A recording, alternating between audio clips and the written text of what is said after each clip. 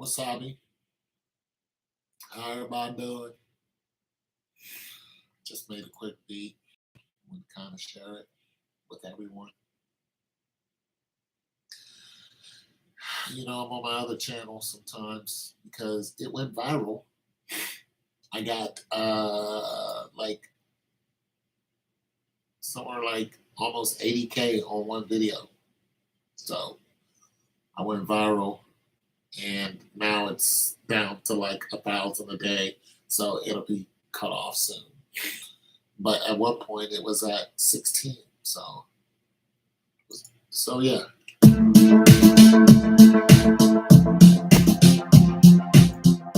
But I was fooling around with some music. Thought I'd come over on the channel and talk to you guys, see how everybody's doing. Everybody alright?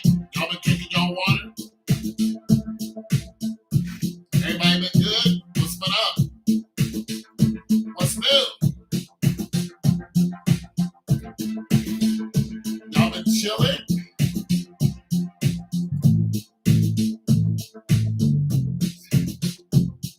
Y'all been chilling like a villain? Like y'all ain't got no feelings? What's up?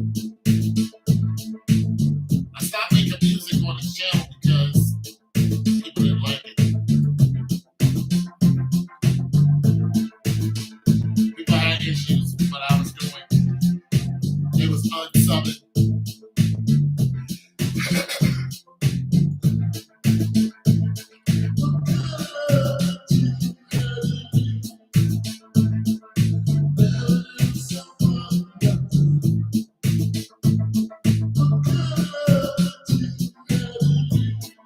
I got a cold. Just mess around. Anywho, so what's up?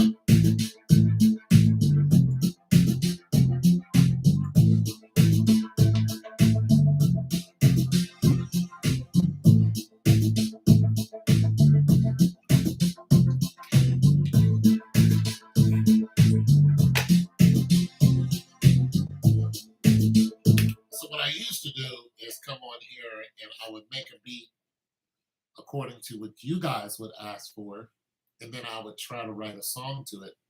So I have all these songs laying around that I did nothing with because people stopped listening.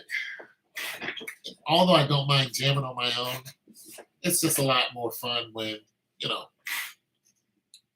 somebody's listening and joins in. And then it's like the old YouTube days, because I don't make any money off of doing this type of thing. No, that's not true. I make like 2 cents. Yeah, I have thousands of videos, but most of them don't make any money. And these ones, I might make, literally 2 or 3 cents. What up, Mike? Oh, Nigeria, huh? Be careful. I hope you're light skinned. Man, shoot, you dark skinned, it might be an issue. Yeah, go on over there and get yourself a Nigerian girl. You ever dated somebody from Nigeria? You ever dated a Nigerian girl? I have 2 of them. And it is, yeah. Yeah, bro, you're going to feel like you're in Africa. If you dated one from over here, you'd feel like you're in Africa. The way they talk, the way they smell, the food they eat. It's just different, man. It's nice. It's too bad that their country is so corrupt. It's so dangerous.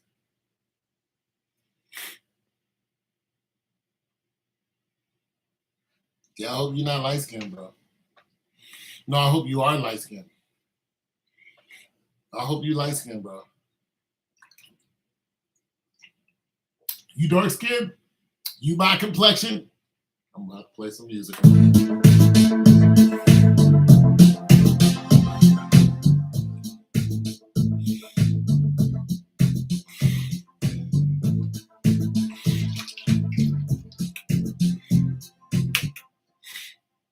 dark skin?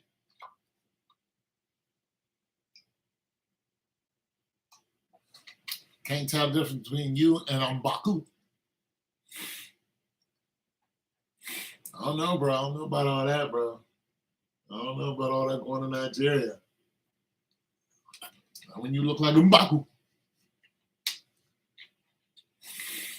Cause man, they fool around and want to keep you.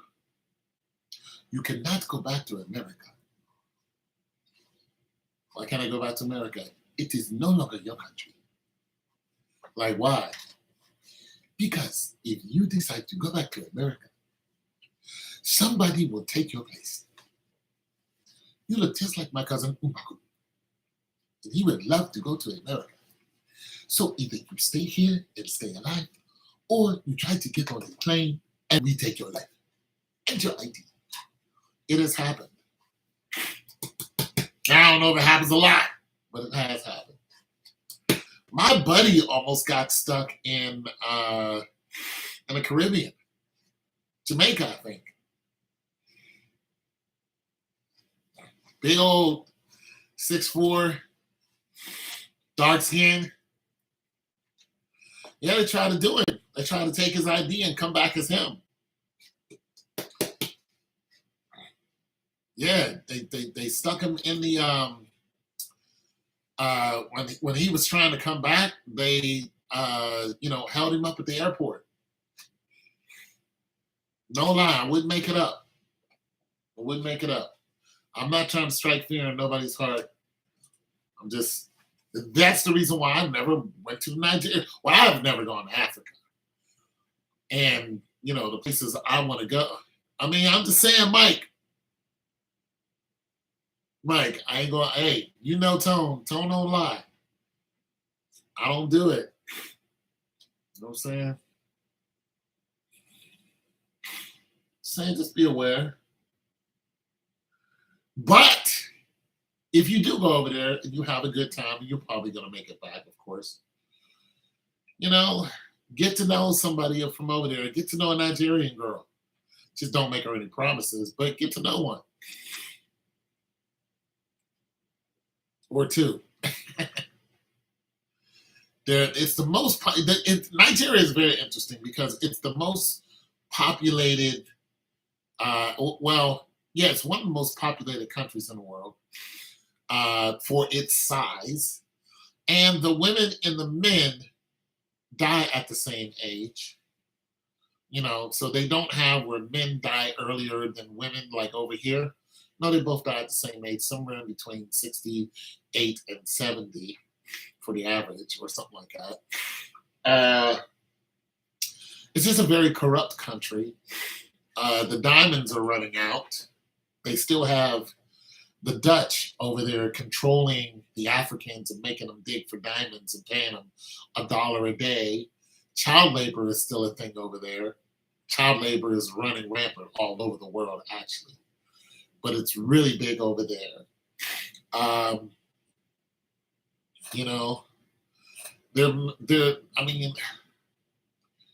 There's oil, there's a lot of ways they export.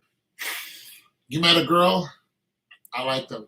I think I'm going to open a barbershop. Shoot, do it. Go over there and do it. Just be ultra respectful. Make sure whatever girl you talk to, find out what tribe she's from. Igbo. Yeah, find out what tribe she's from. Make sure she's respectable. Because, they're still tribal over there.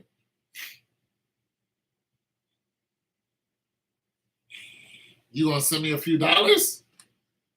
Absolutely, I'll share my cash app. Shoot, send me a few dollars. I'll take it.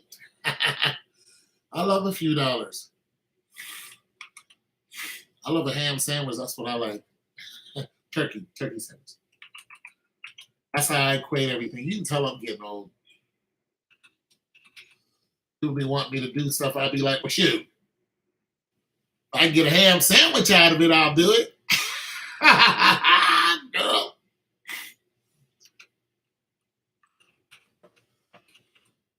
how women be when they know you can fix things.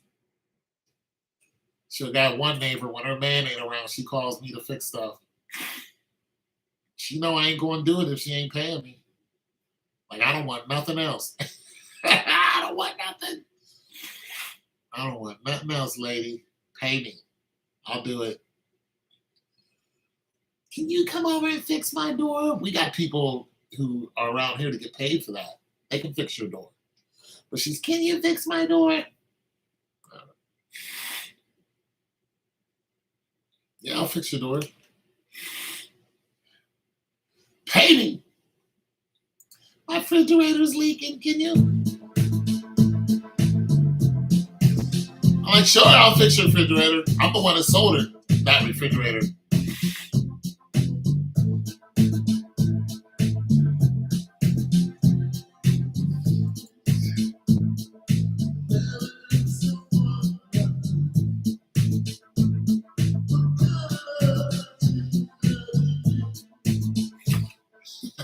I should put that on TikTok. I should release that on TikTok. Somebody will pick it up. But yeah, Nigerian,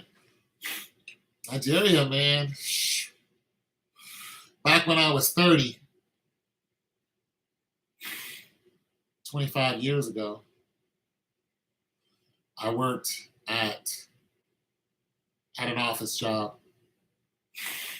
and there was a Nigerian girl there that hit on me. Pretty young thing. First, I was shook. I was like, wait, what? Young girl. But, smart. Boy, she was something else.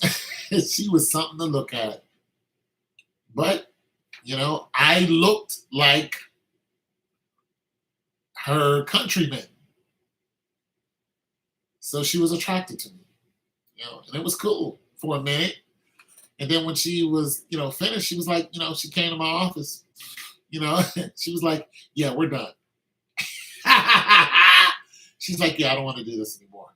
And I was like, wait, what happened? Like, we've been doing good. She was like, yeah. We ended up dating some more, though. But eventually, it went away. But still, it was just crazy how bold she was and things that she would say, But eventually, she came back. She was, hung out with me some more for, I don't know, maybe a year or so, off and on. And then, she peeled out, did whatever. I don't know what she's doing. Oh, what happened is we all got fired. We didn't all get fired. We got fired because of term limits. We were working in a political position, and our reps reached their term limits. So when they left, we left. It was interesting. But when are you going to Nigeria? And why Nigeria? Why Nigeria? Why?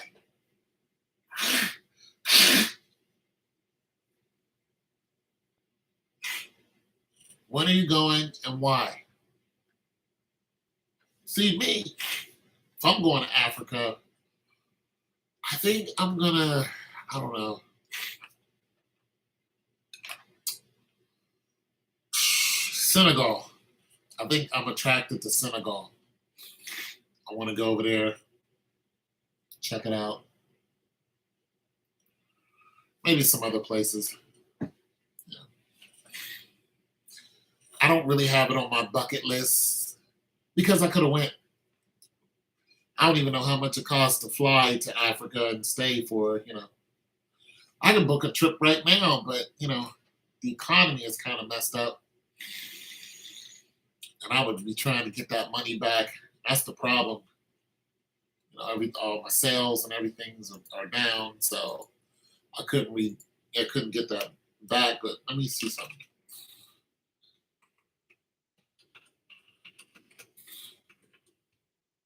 Trip. Senegal.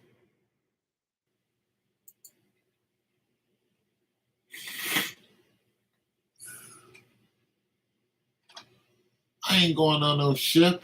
I have to catch a flight.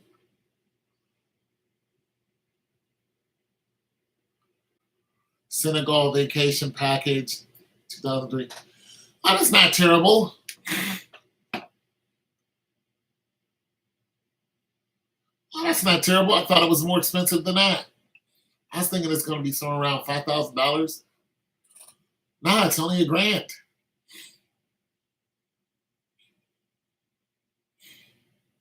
But the way I think is, if you're going to go that far, you should have at least $1,000 to spend and $1,000 to spare. So if it costs me $1,000 to go somewhere, I want to at least have $3,000 that if I lost it all, I'm okay. You know what I mean? And then have a way to make my $3,000 back within a very short time. So, yeah. But that's just the way I think. Is Mike still here? Mike took off. Mike! Mike!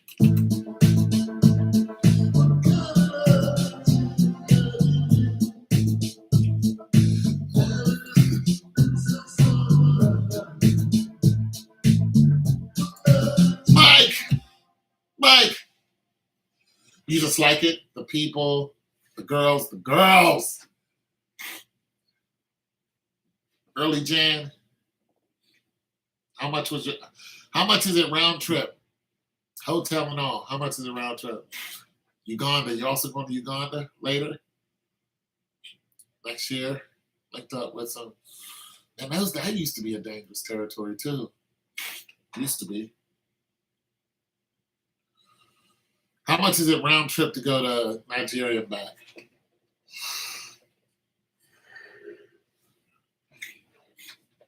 Round trip to Nigeria, hotel, 800 round trip. No need for a hotel. That's not bad. I would do it too. That's not bad at all. Connecting flights. So from wherever you're at, is it a straight flight? Because, okay, let me ask you this. How long does it take to get there? And who did you book with? What are you, TWA? Like, who'd you go with? Because $800 is a really, really, really, really good deal. But I hope it's not on JetBlue or, Spirit or something like that, because that's not attractive. I used to fly on JetBlue, Let's just say, no, we don't want to do that. That flight that crashed into the marshes, in the Florida marshes, JetBlue flight? I used to travel that route going to Atlanta and back on that plane, on JetBlue. I could have easily been on that plane flying into the Everglades. And the terrible thing about that plane crash is that there were people still alive when the plane hit. Remember, it's the marshes, it's the Everglades. It's, what I'm saying? So yeah, it's going to come down and get broken up, but people have survived hitting the ground solid. So they're going to survive that. Well, the bad thing about it is, for one, there's no light out there. It's the light of the moon. And it's the marshes. So if the Everglades marshes, you are lowest on the totem pole if you're out in the Everglades. For one, Florida gators. Yeah, that part. You're food to them. And for two, all the reptiles that they released into the wild in Florida. So you got anacondas. They're not indigenous here. You got Burmese pythons. You're talking about reptiles that grow to, you're talking about reptiles that can get to 25 feet, 30 feet, and would love to eat a human. Love it. They would love to swallow a human because they don't have to worry about eating for a very long time if they get a hold of one of us. A full-grown I mean, even a full grown man.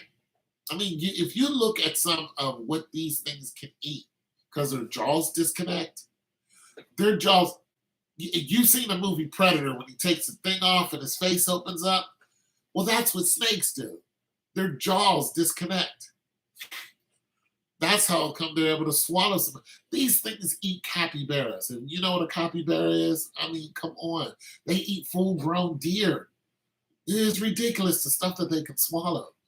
So you know, if you're out in the Everglades in the middle of nowhere and ain't nobody coming to help you, oh, buddy, and you're alive and healthy. That's the terrible part. Plane crashes, boom, you survive, water's coming into the cab, you unbuckle, get out of your folded position, you're all sore, plane sinking, you're like, I gotta get out the cab. You jump out the cab, you know what I'm saying? Now you're in the freaking Everglades.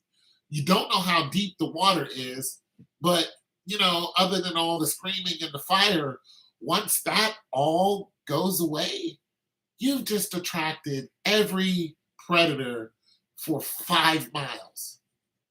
Every single predator. Every one. They all see you. It's just like, man, that was one of the most horrible stories I ever even heard of. There were people alive. Like there was a story that it really happened where the Japanese uh, they were supposed to surrender, and they were on an island. I forgot what island it was, but they were supposed to surrender, and they decided that they didn't want to surrender. It was like 400 or 500 of them. So they're like, no, hell no, we're not going to surrender because we're Japanese. So and they were fighting Americans. So instead of surrendering, they decided to run into a marshland. They ran into that marshland, pitch black, dead of night. All of them got eaten. All of them got eaten. All of them. And the things that ate them, alligators, straight up. All of them. Those alligators seen 500 soldiers come into the marshes. Now, how many alligators do you think was there to eat 500 soldiers that were heavily armed? The guns they had could put a hole in these alligators. They swarmed their ass so fast. Ate them, came right up on land. Yeah, snatched them. It's a true story. Look it up. All of those men died shooting and getting eaten because they didn't want to surrender.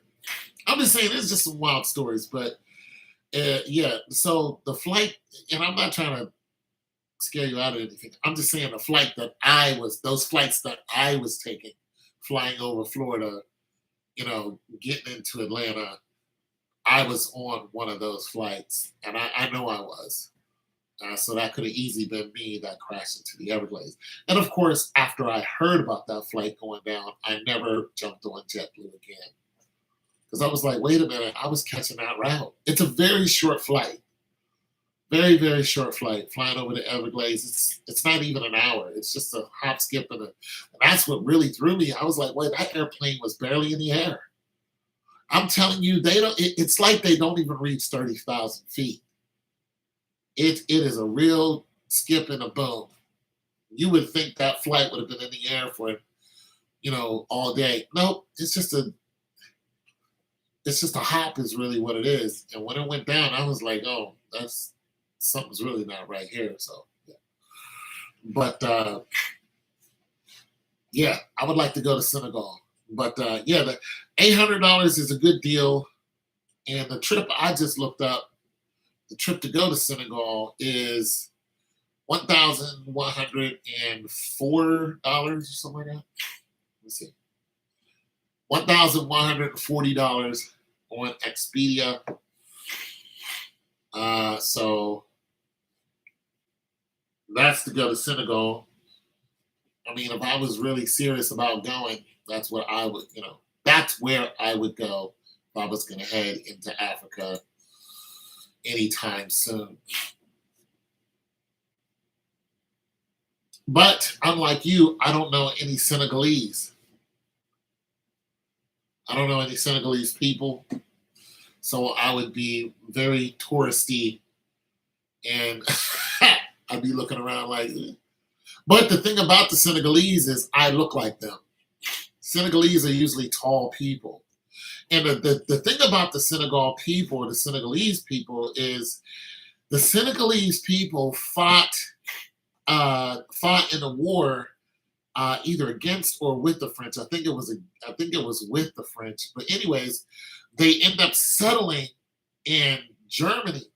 And when Hitler saw them, he didn't like them because the white women wanted to mate with them. Hitler wanted his, people to be all pure and one, but he didn't like them. So he would put some of them in jail, but nonetheless, he also saw that they were good fighters, and he'd be like, you guys can, So the ones he kind of didn't like, he would go to jail. But he did have what was called colored troops. So it's like, I don't like you guys, but that was why. And when I went to Germany, immediately, as soon as I went out on the economy and, I would go clubbing or whatever, white woman right on me, bang, like it was nothing. And, I was like, wait, what's going on here? You know what I mean? Because I was, 19, I was shy. I'm out there looking like a damn square. And this older 30-ish, frau, who spoke very good English, and she had a mixed daughter. So somewhere along the line, some other soldier, she was attracted to tall, dark skin, soldiers pretty much. So she would come on to the clubs that were either on or near the base and fish for men. And yeah, and her daughter at that time was like 11. Cute little thing. But when I looked at her daughter, I was like, oh, I see what's going on. This is what you do. You know what I mean? We leave, you grab another guy. It's just that she had a baby by, somebody some 10, 11 years ago. And boom. She's a cute little kid, too. Daughter was happy, just happy to see me. Just a great kid who used to, always go Kinfinyets, which means fight now. You go Kinfin. And she'd hop around and play fight with me. Never, any attitude. Just a great kid. She was just a great kid. And the mom was cool too, but eventually, I had to leave her alone. I had to stop messing around with her. But yeah, so if you are tall, dark skinned, and you go to Germany, you will find the women are attracted to you. And German women are not shy. German women also have one of the largest red light. Well, Germany has one of the largest red light districts in the world. Like you can literally go to Frankfurt and walk along the streets and see women standing in a window. And what'll surprise you is some of them are American women. One girl I saw was black. And I went into this little store thing, and there she was in a window. You know what I mean? I put my coin in, and the curtain went back, and it was a black woman. And I was like, wait, what? She wasn't shocked to see me, but I was shocked to see her. And she started talking. I was like, you're American. She was like, yeah. She just went over there, and I guess things got tight. And she works for a company that they don't touch you. The men don't touch you, but she does freaky things in a window. And there's a glass there. You can't touch her or nothing. And she said, so what do you want me to do? And I said, I just want you to talk to me. She said, oh, you're lonely. And I was like, yeah, I'm lonely. So I spent $30 talking to her. Matter of fact, I was broke when I left. I just talked to her. I put a coin in. We just talked. And her tits are out and everything. I didn't care. I was lonely. I wanted somebody to talk to. I missed my home. I was 19. You know what I'm saying? I was going through a tough time. So I fed that damn machine until I ran out of money, and I told her, I said, I ran out of money, and while the curtain was closing, she was trying to stop the curtain from closing. You know, it's something out of a movie. I never saw her again. But we had a great conversation, and that's all I needed. I didn't want to do anything to her, or I didn't want her to do anything. I was kind of sorry that she had to sit there with her tits out. I really wanted her to put something on and come off from behind and let's go for a walk. That's what I was really interested in. Let's go somewhere and talk. Hell, I'll pay you.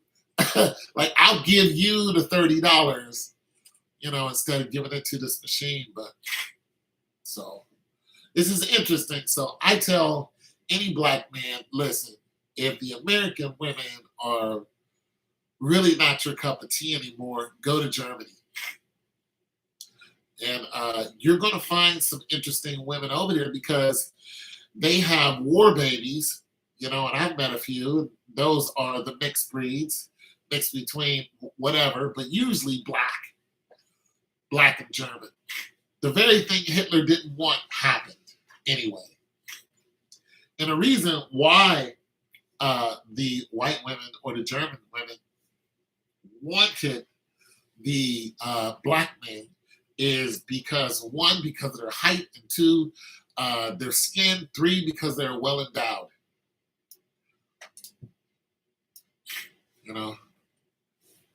So they were already on, once the word got around that Senegalese men, are hung and they made good looking children, the white women couldn't stay away from them. And so there's a whole nation of mixed children over there, simply from one country. You go over there and you're going to see, women 30, 40 years old now, and they're going to be mixed. And you just ask, what's your father's nationality? And they're going to go Senegalese, and grandchildren, because this was during Hitler's time. So, so you'll ask what the grandfather's nationality is.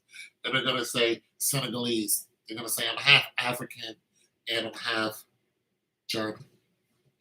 It's a very interesting mix because they speak, of course, fluent German. And, usually when you leave the country, whatever country you go to, they speak English. I made this mistake of going to Germany. Of course, I was a soldier. But when I went there, you learn basic German. Wo ist der Bahnhof, which means where's the train? Wo ist the concern?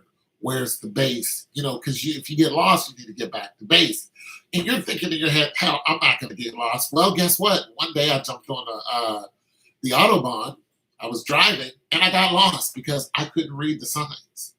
So I pulled over and I asked this elderly couple, they had to be 60, 70 years old. And I said, Entschuldigen Sie bitte, wo ist der concern? They said, you go down the street, you turn left, and you go up the hill. I was like, okay. I went down the street, turned left, went up the hill, and I was back home. You know what I'm saying? So most countries you go to, there's this whole stigma of you don't know their language. Well, guess what? They know yours. English to first world countries, most of them, is a primary language because there were so many English people or English speaking people coming into the country, whether by invasion or, whatever, they needed to know what they were saying. So just to let you know. Now, when I went to France, a friend of mine took me to France. She took me to England, and then we caught a train into France. And when we went into France, now me and her are both dark skinned. We jump off the train. You go to France through the English channels, by the way. It's underwater. So when you come about the English channels, boom, there's a train station right there. As soon as you get out, you're going to see every nationality that you could think of. And a lot of tourists. France hates tourists. A lot of Asian people there too. So you go to the people to exchange the dollar. I don't know what they're using now, probably the euro. But at one time, France people, they use their own money. So what you do is you have to take your dollar, go over to this booth, and there would be somebody behind there who would be able to exchange your money. The thing about it is, me being ignorant once again, I was went over there and was like, I don't know how to speak to this black girl. I don't speak French. And so, we just kind of eased our way into it. And she spoke perfect English. She was African. So she spoke all kind of languages, you know what I mean? Usually around five. So a lot of the African people speak about five different languages outside of their country. And then they're going to speak about three or four that's inside of their country. Once we exchanged, we went outside and made a right, and Moulin Rouge was right down the street, by the way. We also walked into a McDonald's, and when we walked into a McDonald's, the guy behind there looked like he was Hispanic, but he wasn't. He was French, but he was like a darker tone French. So it was almost like he was a light-skinned black French guy or something. I don't know what his nationality was, but he wasn't straight up African. Nevertheless, there was all kind of people in line, but beside us was a African French guy, and when the guy said next in line, we told him what we wanted in English. He spoke back to us in English.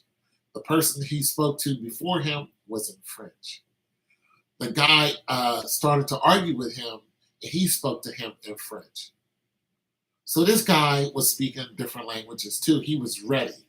When you work beside the train station, you're not going to, just have one language that you speak. I just want to make you aware of this. Just, when you leave the country, don't assume that nobody knows what you're saying.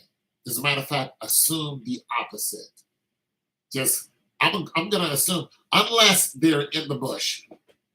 So if they're, way out in the bush somewhere, they're still going to know what you're saying, but they're going to speak broken English. So you're going to have to speak slower or change some of the things you say or suggesturate, something like that.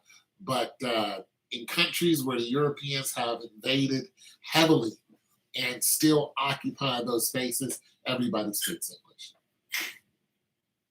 And they speak it fluently. We had a German KP, which is Kitchen Patrol, when we were in Darmstadt, Germany. And the KP was from West Germany. Well, she spoke West German and East German. But when you asked her to teach you something, she taught it to you in a West German dialect. So, like when I was in a hospital recently, I talked to this, one young lady. She was a nurse, I guess, and she was like, she has a boyfriend, and her boyfriend, is, he's Hispanic. I said, oh, he speaks Mexican. She goes, no, he speaks, Spanish. And to me, I was thinking, well, he's Mexican. She's like, no, you don't speak Mexican. And I'm thinking, no, actually, you do. When you hear somebody from Alabama speak, and you know what? When you hear from somebody from Alabama speak, and then you hear from somebody from Wisconsin speak, you know it's English, but Wisconsin people speak Wisconsin. You know what I mean? The cheeseheads speak different from people who from Alabama. So you basically go, you're speaking English, but you're from Alabama. You're speaking what? Bama. Right? You speaking Bama.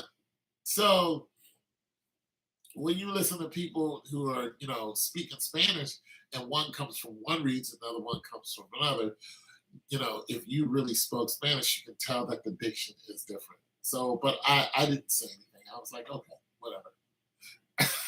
It's your boyfriend. You're gonna learn sooner or later because he's gonna take you into Mexico or El Salvador or one of those places, and you're gonna think you know what they're saying until you run into somebody who is in deep El Salvador, and you're gonna be like, I have no idea what you're saying, but nonetheless, it's still Espanol or El Salvadorian or whatever you want to call it. So yeah, it's just some things I learned from hanging out with Africans. A lot of stuff they said. Nigerians. Uh, One thing that I learned is Nigerians. Well, this has changed, but they still don't like the hierarchy of order when it comes to male and female. There's still some things that females just can't do. So the females got to be real careful, and they're notorious for taking a woman and locking her up, and then gang banging her, and then setting her free if you say something bad about one of their tribes. So they're still really, really deep rooted in the whole tribal system. They really, really are. Uh, and I was kind of making a joke about it earlier, but I'm telling you this for your own good. If you go over there, just don't say anything about anybody's tribe because it is very, very real to them. And, you don't want to come up missing because of it because they get down. They get down over there, all right? With the machete, the whole, they get to them. I wouldn't mention anything about the diamond mines. I wouldn't talk about the beers, even though these things are still there. Child labor, I'd leave all that alone. You know what I mean? Just certain conversations I wouldn't have. That's just me.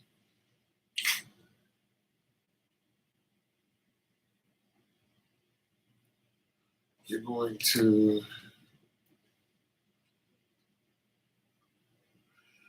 yeah, Igbo land. So, yeah, Igbo. So, you already know what it is. You're going to Igbo land, it's going to be an Igbo tribe. Millions of them. That's cool.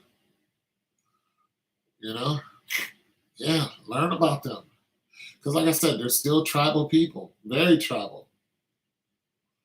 And it's not like being tribal is being some type of savage or something like that, like the white people would want you to think. That's not even close. It's not your heritage. You know what I mean? That's the way you guys operate. There's a hierarchy that they have over there. It's a very fascinating country, and if the government system ever, does right by the people, like it'd be a very. Let me put it to you like this: at one time, the whole of Africa was going to be united, and the leader was going to be a Nigerian. But of course, Europeans, wiped them. They wiped them out. They killed them. But all of Africa was going to be united under one banner.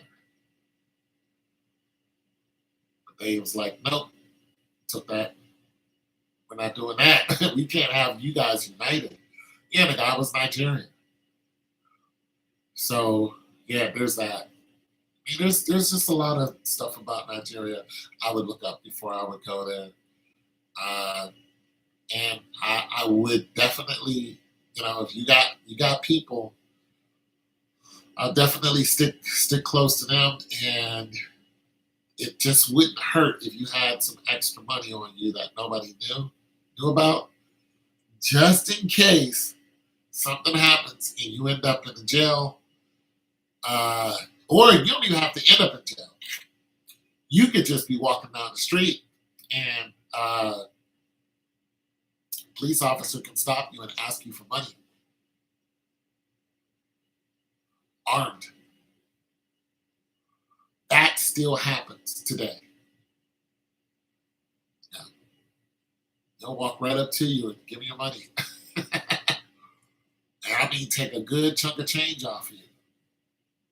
There's a traveler, he's a white guy, and he recently went into Africa. I forgot what country, but he was filming, and a police officer on a bicycle saw him and his friends and came up to him, started a whole conversation with him and basically robbed him.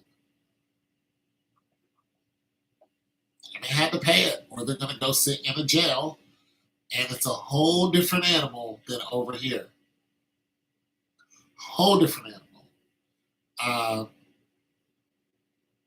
there are some African countries that are so poor that they have what's called mazungos that come over there and have their way with the younger of the generation. They're very, very young, if you know what I'm saying.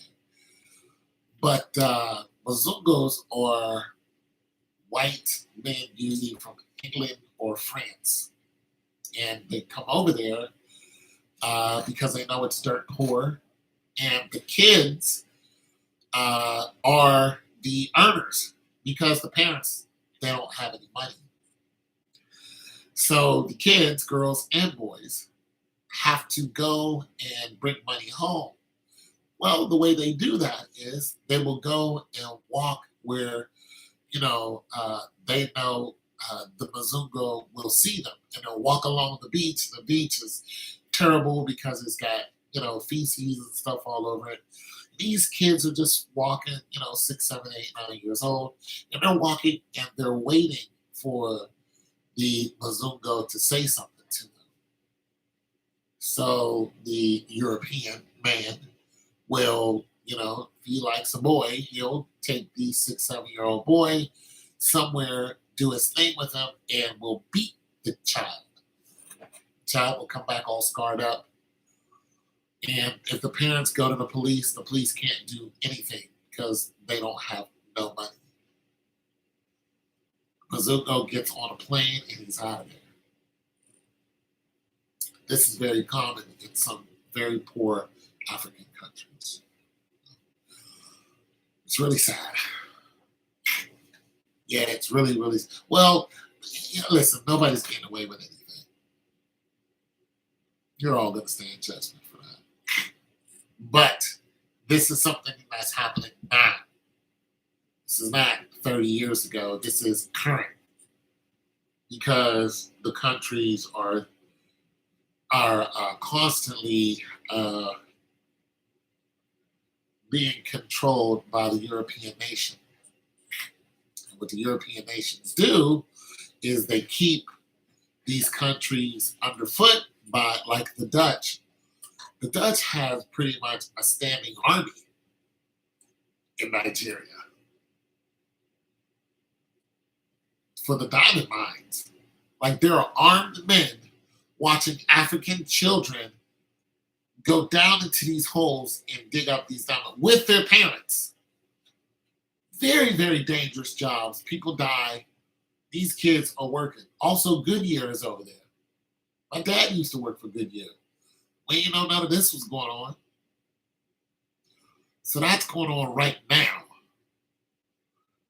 And there are white men standing there armed, click, click.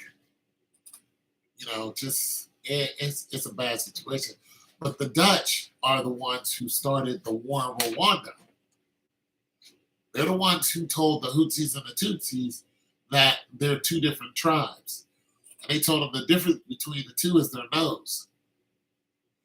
And that's how you had those two wars that were started between them. And they were killing their own people and shooting them up and stabbing them and chopping them up. And, the Rwandans were like, what are you guys doing? We're your own people. Well, that started because of the Dutch. And the Dutch are wicked. The Dutch are also, they've been there for hundreds of years. Leopold,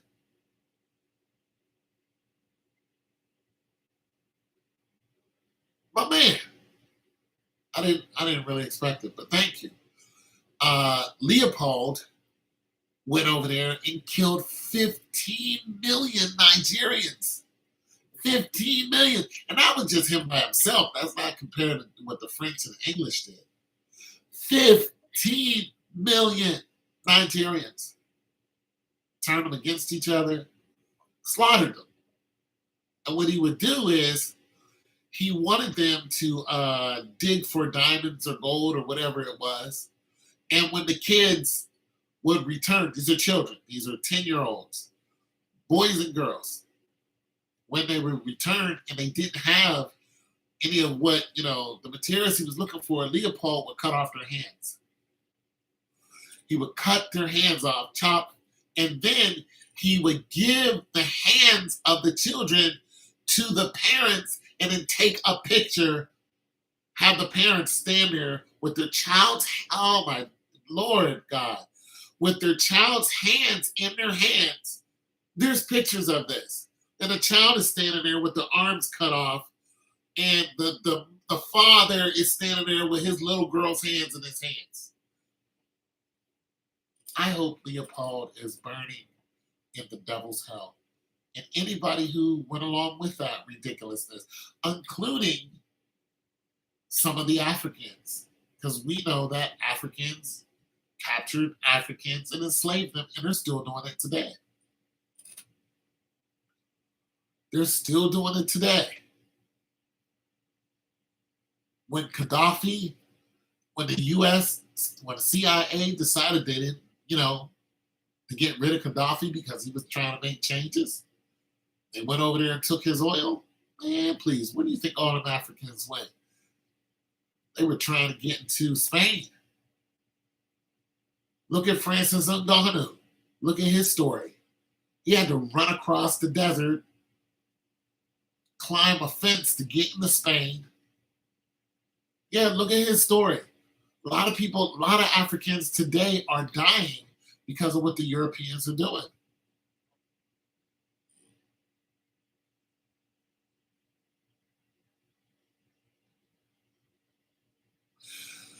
No, he was in oh, I thought it was, well, but you know what? I don't mind being corrected.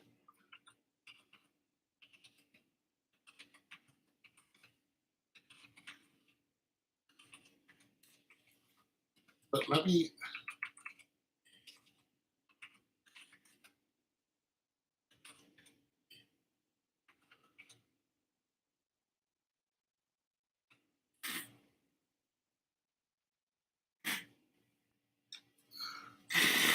Doesn't matter. 15.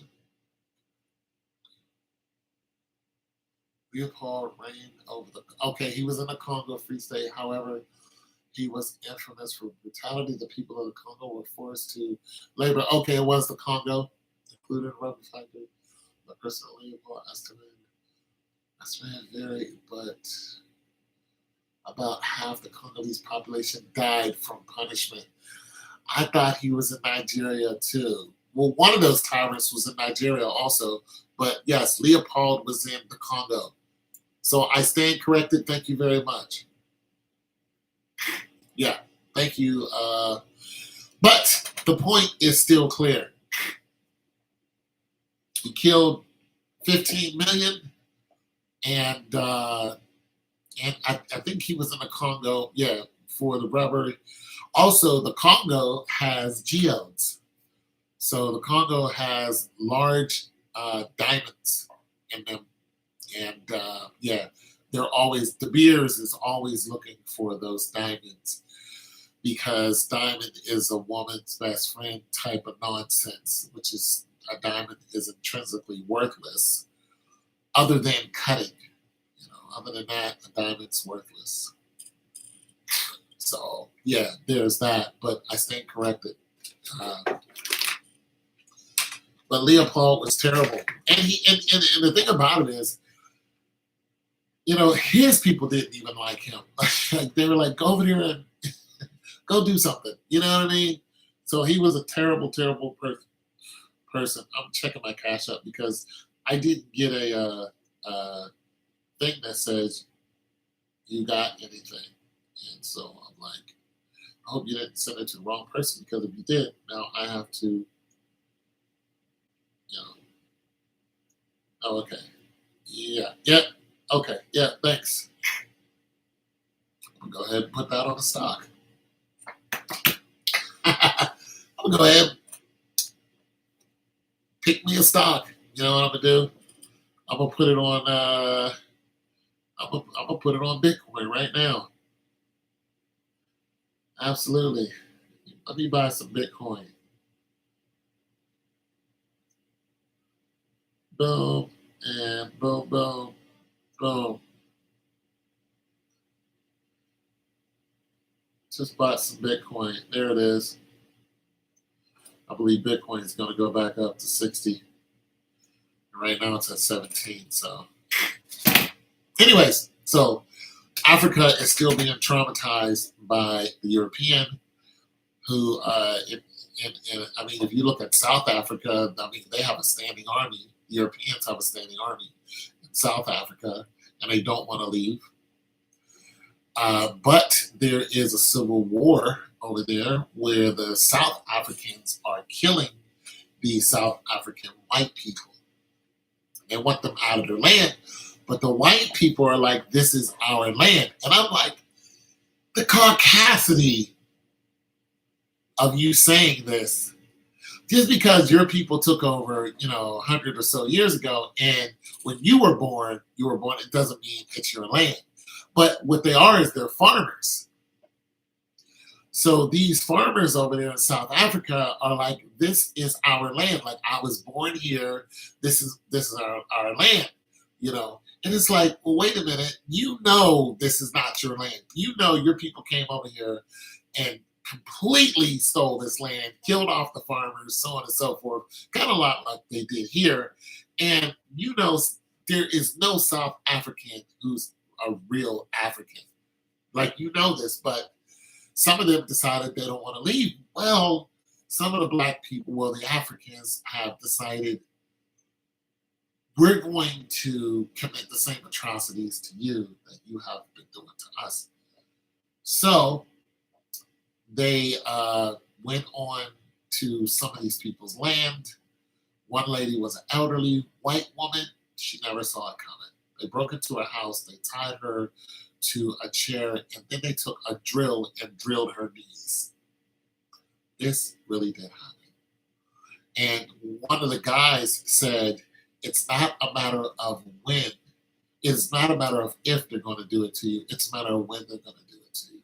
So there's chaos over there because the South Africans want their land back, but the white people, like Charlize Theron, who I don't think she's a landowner, but Elon Musk is a South African. Just, I don't know if you guys actually know this or not. But Elon Musk said, he was going to join the military, but he was like, I don't want to be in a military that's oppressing black people. So it just tells you that right now, today, the South African military is still oppressing the South Africans. It's a terrible thing. So Elon's like, I don't want to have nothing to do with that. So, so he's like, nah. Tink Tink was a South African too. The guy that, who's a pimp named Slickback, a little dude that tells the jokes. You talk about Tink Tink, he was a South African. Forgot what his name was, though. It's the guy that killed his wife. And he was an Olympic 400-meter runner, but his legs were decapitated, so he had these metal things on his legs. And, he was in the Olympics. And the comedian said you can just hear him running around the track going tink, tink, tink, tink. So they call him Tink Tink. The thing about it is, Tink Tink, he had a white, woman, and they both were South African. And he decided he wanted to get rid of her. So she was in the bathroom. He came in the house, and he acted like it was an intruder, opened fire on her, and just blew her ass away. And he had this cockamamie story that nobody believed. They put his ass in jail. Like, get out of here. So there's that. Yeah, so South African, and I forgot what they call their names, what they call the white South Africans, but they have a name that they call them, and it's not a racist name.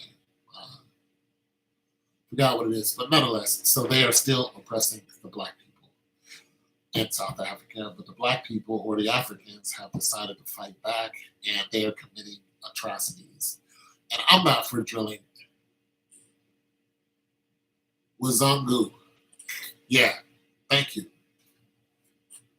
Yeah, so I knew it was something that, yeah. So, and but that's what they call them. And the South African natives hate them, and they've told them all out.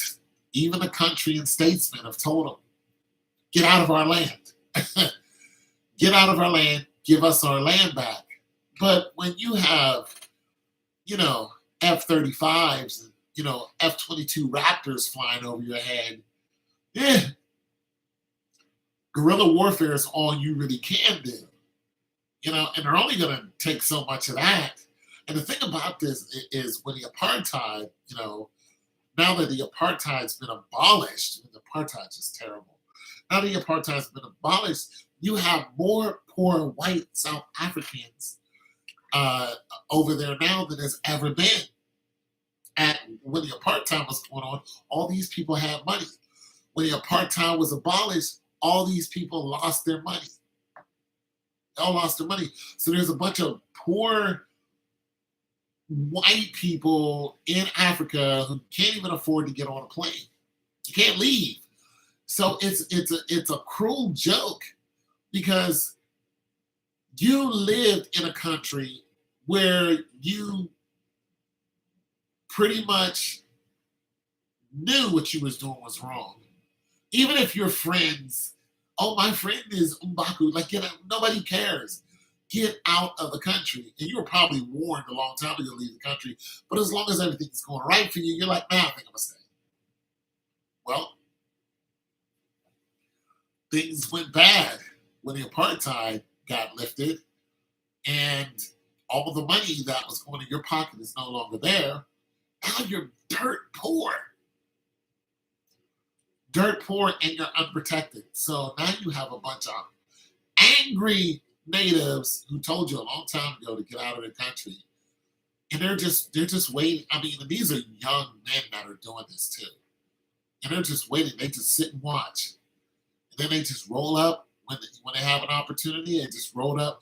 And listen, if you got cameras and all those defenses, they get right past all those. If you're in the house by yourself, you're about to get your knees drilled. And of course, you die from this. But they want you to die in the most horrible way, because this is what you did to them when you snatched their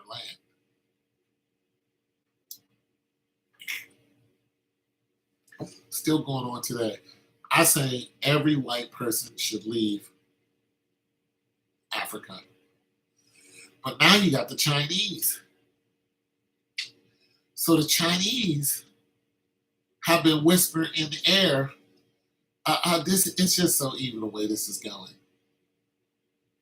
So the white people terrorize you. They release diseases.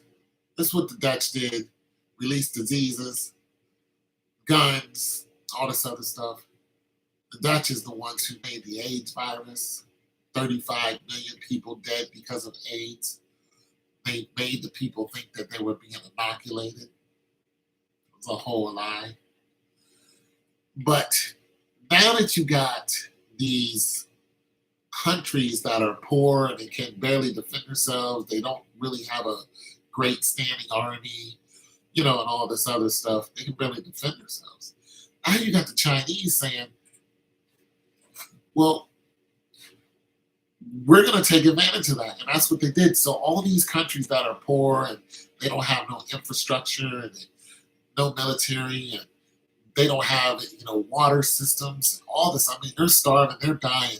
The Chinese come in and go, hey, we'll give you a loan and we'll build your water systems. We'll build all your infrastructure. We just want your land. And You can pay the loan back with very little interest. Well, they know you're not going to pay the loan back. They know you're not going to pay all that back, but they really want your land. And the reason why they want your land is because of gold. So soon as one of your government officials makes these deals, next thing you know, these farmers who've been living on this land, since Adam, there's these Chinese people bulldozing their land. And these African people come out like, yo, the hell are you doing? And the Chinese people think that they think they own all the land. They're like, all the land. Not to mention what you're doing, to the little girls over there. The little girls run around with no top on because it's Africa. That's what they do. So the Chinese men are over there screwing the hell out of them. There's that. And they're just taking their land, and then they're fighting the Africans, and then somebody has to come out and tell the Africans that it's okay, we're just going to take your land and your gold. So now you have that fight going on, and that's happening right now too. And you also have the Chinese that are coming and doing this, like they're building trains and all this. So what they do is the propaganda is big with the Chinese. So the Chinese, what they do is they go, we'll let your workers work here, but we won't show China that your workers are working here. They don't pay you the same. I mean, it's a whole racist. It's terrible over there.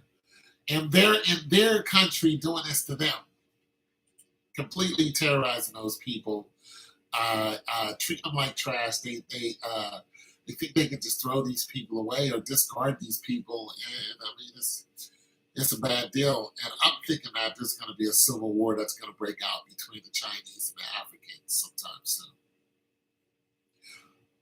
Very soon. I think there's going to be some dead bodies. And of course, China will win that war. But another thing that China likes about the African people is hands. The more hands that they have, the more they can get stuff done. So they like the fact that they can put. Well, we all know this. China loves labor. They love this.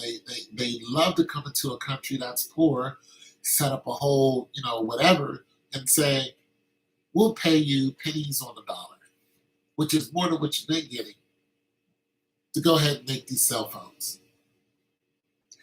China is the best at reverse engineering.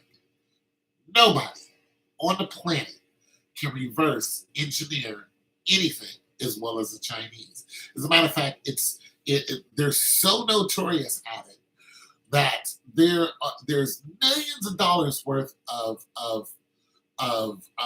purses, belts, clothing, and everything else that comes into this country that the government has to track down. Of course, they can't track it all down.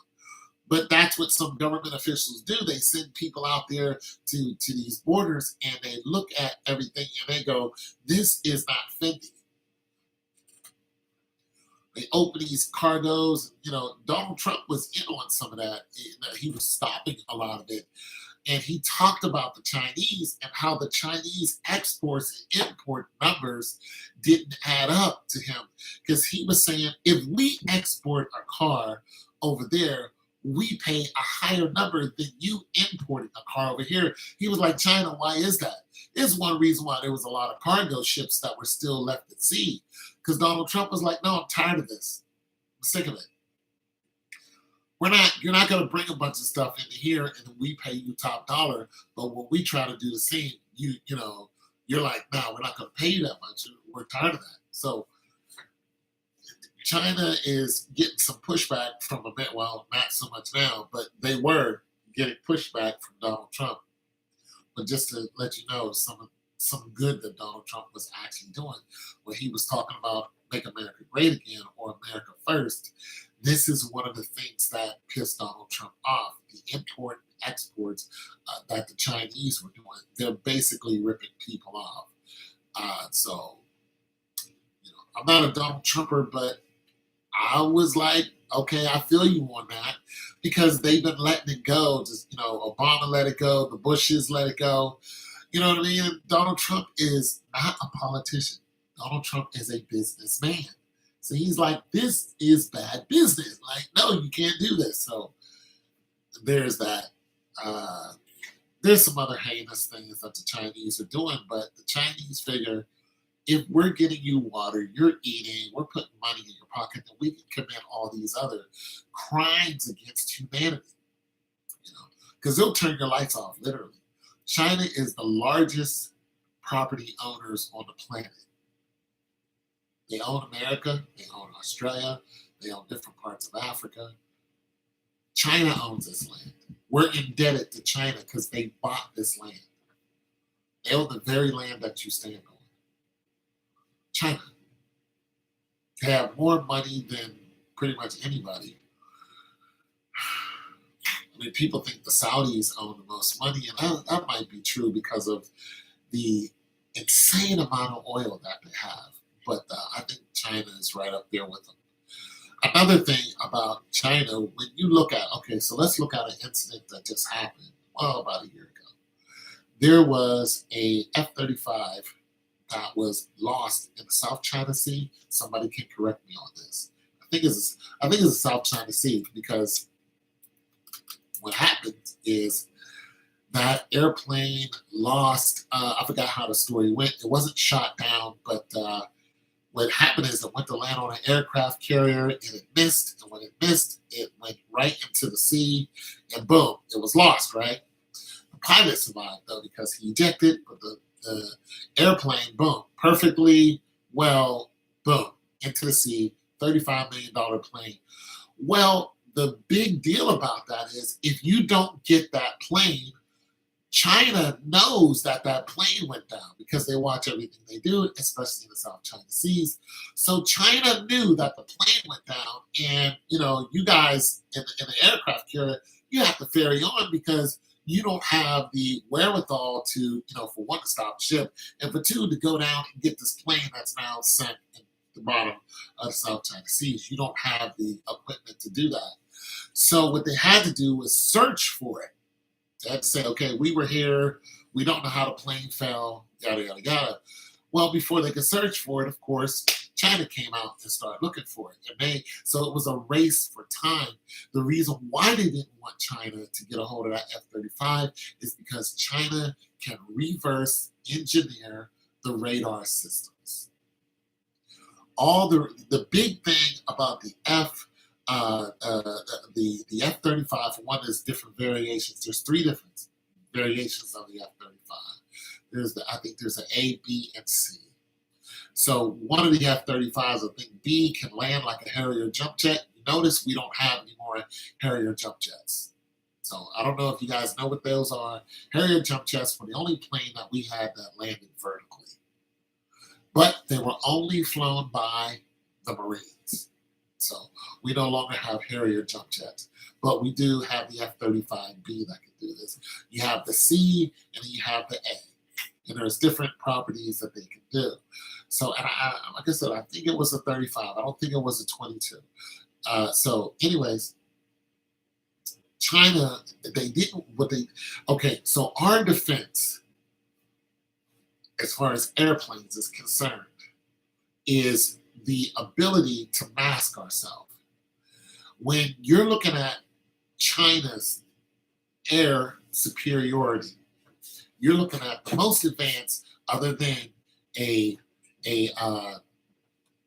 most advanced plane that they got out right now that's in the air is the J-30. J-30 is an airplane that's faster than the F-35, and it's also faster than the F-22 Raptor. Now, the thing about the 35 and the 22 is that they can shoot you down without you knowing that you're there, and they can do it from long range. They don't even carry a lot of weapons, but they can hit you from a long ways away. But they cannot outrun a J-30. They can't do it. J-30 is a lot faster. And the Sukhois are are as fast. I think the Sukhois are the fastest, and those are the Russian planes. The Russian MiG at one time was the fastest plane that had firepower, and they built the Russian MiG. It's the MiG or the Sukhoi. Anyways, the reason why the Russians had the fastest plane is because they were trying to catch our SR-71. Our SR-71 was a spy plane. There's two of them. One was built by the Air Force. The other one was built by the CIA. There's two SR-71s. They are our fastest stealth ship, and they're ridiculously fast, nonetheless.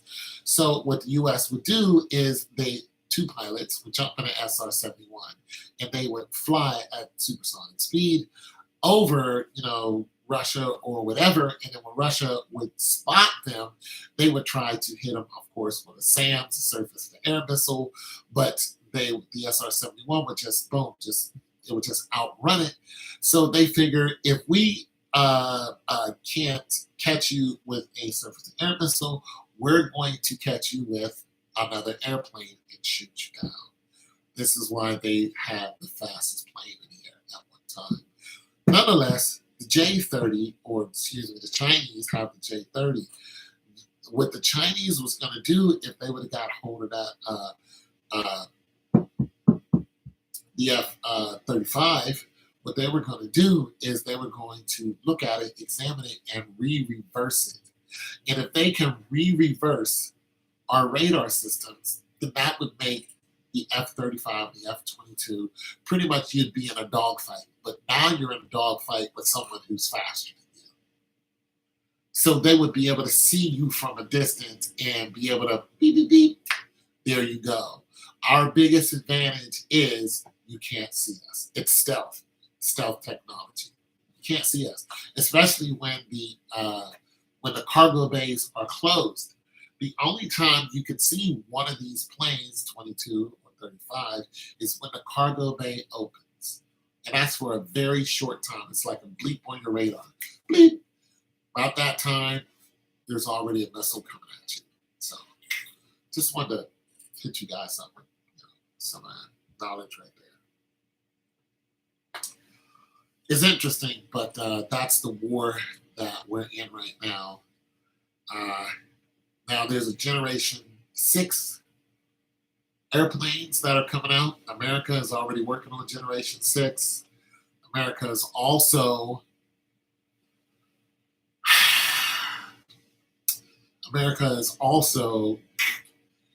doesn't want to get rid of its best fighter.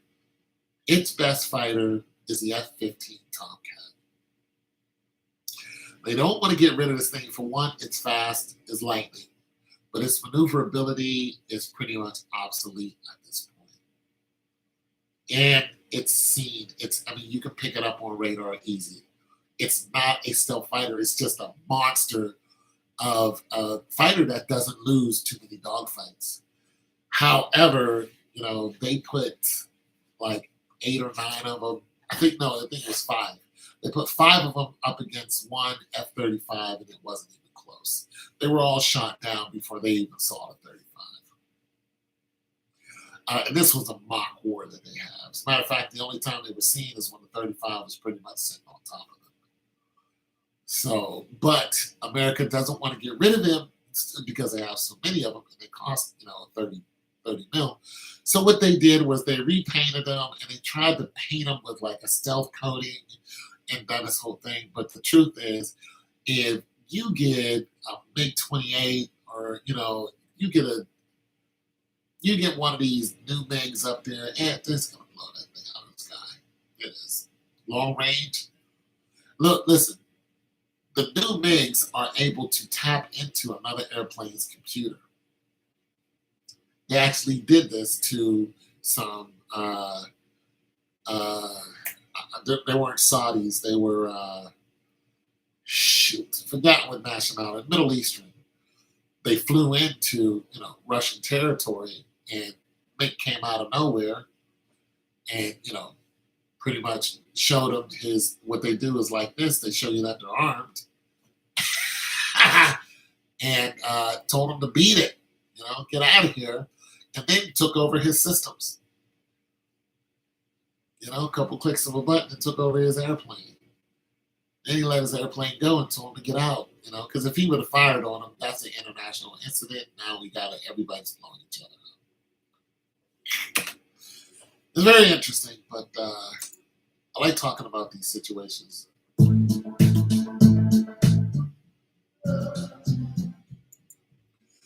I like talking about it because we're all wrapped up into it.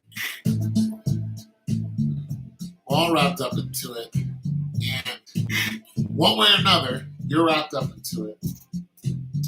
But I want to hear about your travels when you get back. Or, hit us with some YouTube videos. Let us know what's going on. It's your boy Tone 202. Thanks for the cash out. I appreciate it. You have a great evening. God loves you. So do I. Peace.